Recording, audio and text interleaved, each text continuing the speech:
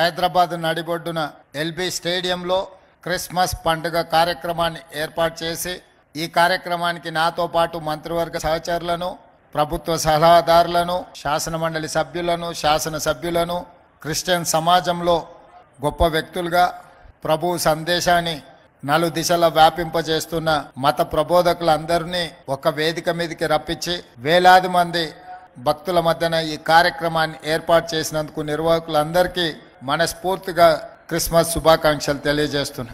December నెల miracle month, యేసు ప్రభు జన్మించిన నెల. తెలంగాణ రాష్ట్ర ప్రకటన డిసెంబర్ నెలలో ప్రకటించడం ద్వారా తెలంగాణ రాష్ట్ర కళ సఫలీకృతమైన నెల. అందుకే తెలంగాణ రాష్ట్రం 4 కోట్ల ప్రజలకు ఈ మిరకల్ మంత్ ఎంతో ప్రత్యేకమైనది.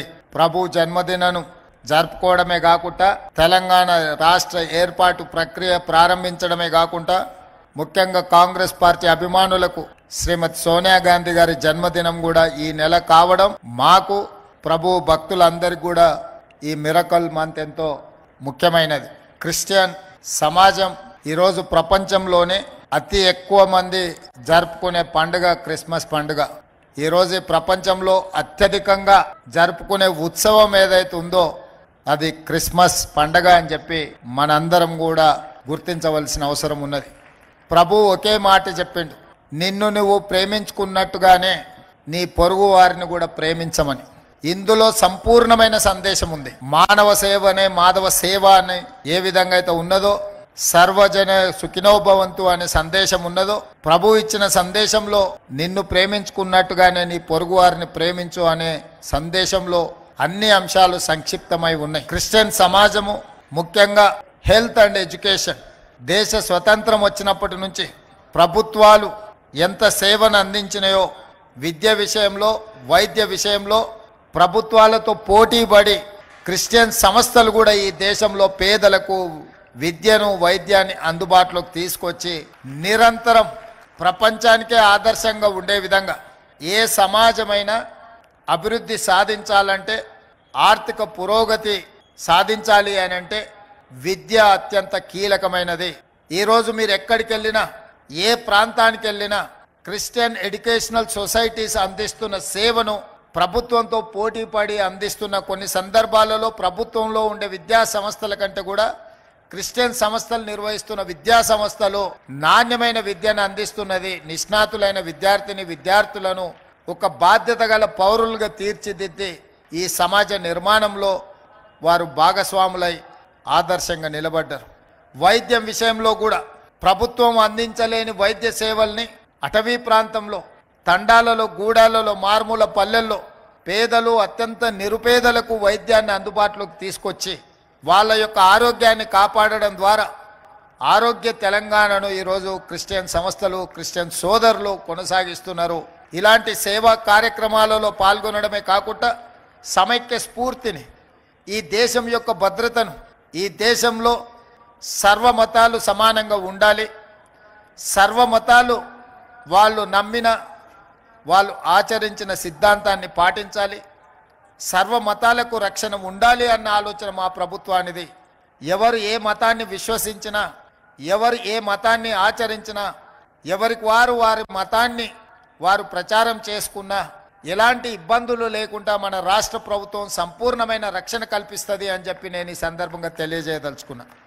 ఎవరు కూడా ఇంకొక మతానికో, ఇంకొక మతాన్ని ఆచరిస్తున్న వ్యక్తులకో, కుటుంబాలకో వ్యతిరేకంగానో, అభ్యంతరకరంగానో మాట్లాడడం తెలంగాణ రాష్ట్రంలో ప్రభుత్వము నిషేధించింది. ప్రభుత్వం అలాంటి చర్యలను సమర్థించదు. ఎవరికి వారి యొక్క విశ్వాసాన్ని ఆచరణ రూపంలో వాళ్ళ మతాన్ని ఆచరించవచ్చు. అందుకే ఈరోజు తెలంగాణ రాష్ట్ర ప్రభుత్వం ఈ క్రిస్మస్ పండుగను అధికారిక పండుగ తెలంగాణ రాష్ట్రం మొత్తం నిర్వహిస్తున్నది. ఇది మా ప్రభుత్వం బాధ్యత. మా ప్రభుత్వ ఏర్పాటు ప్రక్రియలో మీ అందరి సహకారం, చాలామంది మత పెద్దలు ఆశీర్వదించి, నేను ఆనాడు చాలా చర్చులకు, చాలా విద్యా సంస్థలకు వెళ్ళి ప్రత్యేకంగా కలిసి వాళ్ళ నుంచి హామీనే కాదు ఆశీర్వాదం కూడా తీసుకొని ఎన్నికల ప్రక్రియలో పాల్గొన్నాను. ఈరోజు అందుకే ప్రభుత్వ పరంగా చారిత్రాత్మకమైన చర్చులను పునర్నిర్మాణంలో కానీ వాటిని అభివృద్ధి పరచడంలో కానీ రాష్ట్ర ప్రభుత్వం ప్రత్యేకమైన శ్రద్ధను తీసుకొని ఈ కార్యక్రమాలన్నిటిని కూడా కొనసాగించడం జరుగుతుంది. అదేవిధంగా ఈరోజు ప్రభుత్వం వైపు నుంచి మీకు స్పష్టమైన అంశాన్ని నేను ప్రస్తావించదలుచుకున్నాను. 100% తెలంగాణ రాష్ట్రంలో మీకు రక్షణ కల్పించబడుతుంది. దళిత క్రిస్టియన్ సోదరుల యొక్క అభివృద్ధి కోసం, సంక్షేమం కోసం ప్రత్యేకమైన కార్యక్రమాలను మన ప్రభుత్వం తీసుకుంటుంది. ఈరోజు పేదలకు 200 యూనిట్లు ఉచిత కరెంటుని ఇస్తున్నామంటే నిజమైన నిరుపేదలకు, పేదవాళ్ళకి ప్రభుత్వం ఈ పథకాన్ని అందుబాటులోకి తీసుకొచ్చిందంటే మా క్రిస్టియన్ సోదరులకు అత్యధికంగా ఇది ఉపయోగపడుతుంది.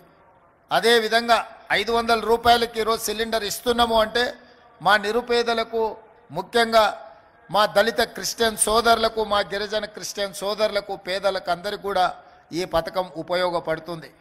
ఈరోజు ఫీజు రియంబర్స్మెంట్ కావచ్చు, లేదా ప్రభుత్వ నియామకాలను, రిజర్వేషన్లను అమలు చేసి ఈరోజు 55,000 ప్రభుత్వ ఉద్యోగ నియామకాలు చేపట్టినమంటే ఎంతోమంది మా మిత్రులకు ఇది ప్రయోజనం చేకూర్చింది. అదేవిధంగా రాష్ట్ర ప్రభుత్వం ఇంకా సంక్షేమ పథకాలను తొందరలోనే ఇందిరమ్మ ఇండ్లను పొంగులేటి శ్రీనివాసరెడ్డి గారు ఈ వేదిక మీద ఉన్నారు. సంక్రాంతి తర్వాత ప్రతి పేదవాడికి ఇల్లుని ఇవ్వాలి అన్న ఆలోచన, ముఖ్యంగా ఇందిరమ్మ ఇండ్ల పంపకాలలో నిరుపేదలైన దళితులు, అదేవిధంగా దళిత క్రిస్టియన్స్కి అత్యధికంగా లబ్ధి చేకూర్చే కార్యక్రమం, ప్రతి పేదవాడికి 5 లక్షల రూపాయలు ఇల్లు కట్టుకోవడానికి మన ప్రభుత్వం ఉచితంగా ఈ పథకాన్ని అమలు చేస్తుంది.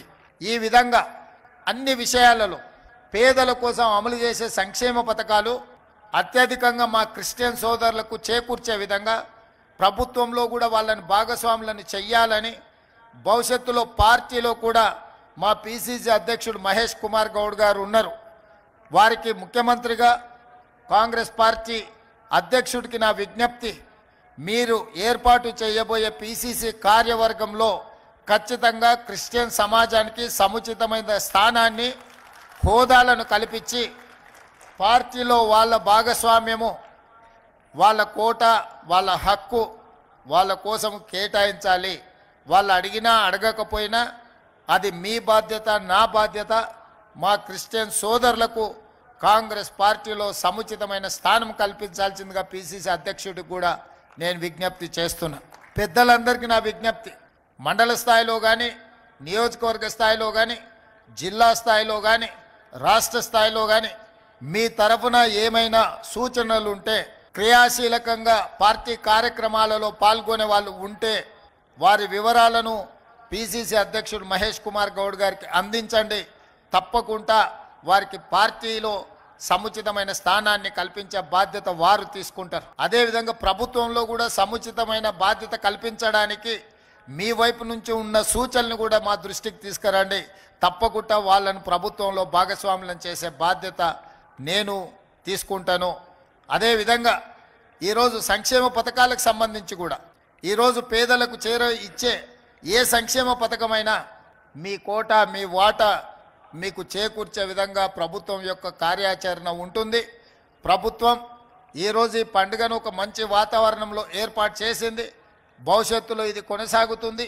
ఈ ప్రభుత్వం మీది, ఈ ప్రభుత్వం పేదలది, ఈ ప్రభుత్వం సర్వమతాలను సమానంగా చూసే ప్రభుత్వం.